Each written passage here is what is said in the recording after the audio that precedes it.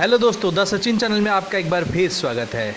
और मैं आज आपके लिए लेकर आया हूँ एक नई जानकारी। तो आज मैं आपको बताता हूँ कि मेरी ये नई जानकारी क्या है।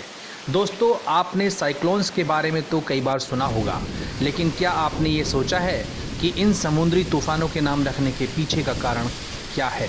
तो दोस्तों, मैं आज आपको बताऊंगा तूफ़ानों के पीछे नाम रखने की असल वजह क्या है।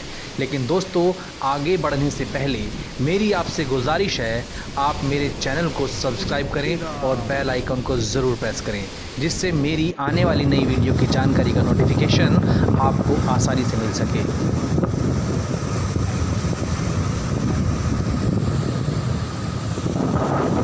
चलिए दोस्तों, अब बात करते हैं सुपर साइक्लोन्स के बारे में। दोस्तों, बंगाल की खाड़ी से उठे सुपर साइक्लोन का नाम अम्फान क्यों रखा गया? किसने दिया इस समुद्री तूफान को अम्फान का नाम? ये सवाल आप सभी के दिमाग में ज़रूर आ रहा होगा। हर कोई ये जानने की कोशिश कर रहा होगा कि तूफ़ानों के नाम इतने अटपटे क्यों होते हैं और आखिर कौन रखता है इन समुद्री तूफ़ानों के नाम को। और हाँ दोस्तों, अम्फान के बाद अभी एक और नया समुद्री तूफ़ान तबाही मचाने के लिए आ रहा है।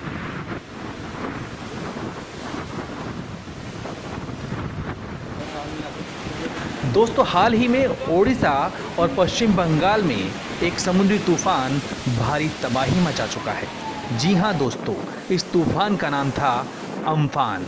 इस तबाही मचा चुके सुपर साइक्लोन को अम्फान नाम दिया था थाईलैंड ने।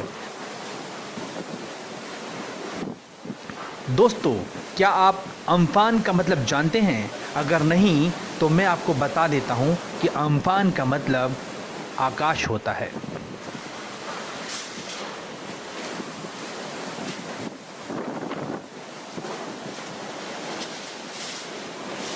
दोस्तों, अब मैं आपको जो जानकारी देने जा रहा हूँ उसे ध्यान से सुनिएगा। दोस्तों, तूफ़ानों को नाम देने का सिलसिला करीब 70 साल पुराना है। अटलांटिक महासागर के करीबी देशों ने सन 1953 में पहली बार समुद्री तूफ़ानों को नाम देने की शुरुआत की थी। लेकिन इसके कुछ सालों बाद ऐसा डिसाइड किया गया कि जिन देशों के आसपास तूफ़ान उठ रहा है वही उसको नाम देंगे। 8 देशों ने साल 2004 में अरब सागर और बंगाल की खाड़ी में आने वाले तूफ़ानों के नामकरण का सिलसिला शुरू किया। उनमें भारत के अलावा Bangladesh, Maldives, Myanmar, Oman, Pakistan, Thailand और श्रीलंका शामिल थे। साल 2018 में 5 देश इस लिस्ट में और शामिल हो गए, जिनमें ईरान, कतर, सऊदी अरब, संयुक्त अरब अमीरात और यमन का नाम शामिल किया गया। बंगाल की खाड़ी और अरब सागर में जब भी कभी समुद्री तूफ़ानों की आहट होती है तो उसका नाम तय करने में इस रीजन के 13 देशों की अहम भूमिका होती है। बीच बीच में ये सभी देश अपनी तरफ से समुद्री तूफ़ानों के नाम की सिफारिश करते हैं और फिर एक लिस्ट तैयार होती है। इसी लिस्ट से नाम चूज़ करके तूफ़ानों का नामकरण कर दिया जाता है। 2004 में भारत समेत 8 देशों ने 8 नाम सुझाए थे, जिसके बाद समुद्री तूफ़ानों के लिए 64 संभावित नामों की लिस्ट बनाई गई थी।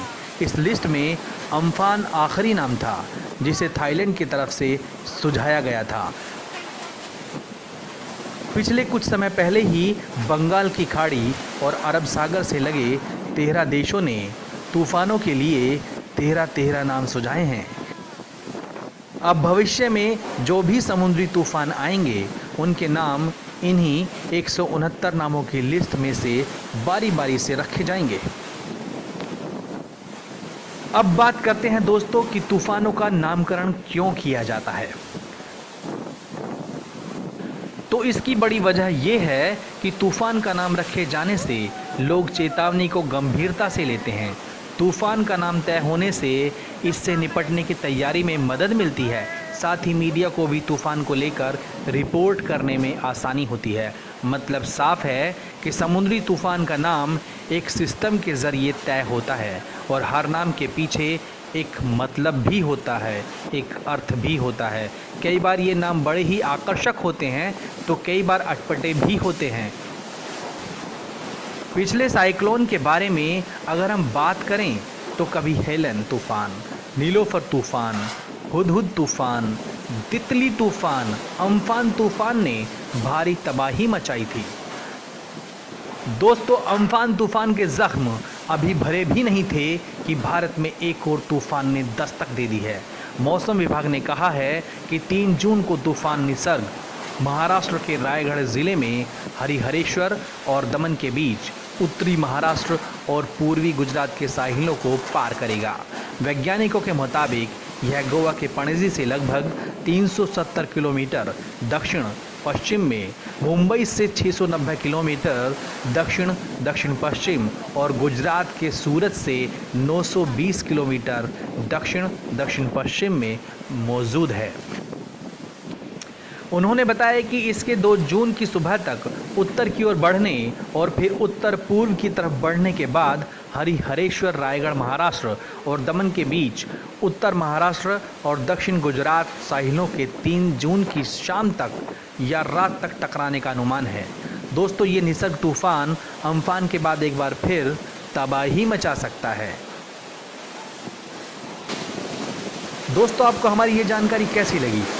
अच्छी लगी हो तो हमें कमेंट बॉक्स में कमेंट ज़रूर करें, चैनल को सब्सक्राइब करें और बेल आइकन को ज़रूर प्रेस करें, जिससे कि हमारी आने वाली नई जानकारी का नोटिफिकेशन आपको आसानी से मिल सके। शुक्रिया दोस्तों, तो मिलते हैं एक नई वीडियो के साथ, तब तक के लिए शुक्रिया। See you soon, take care, bye bye.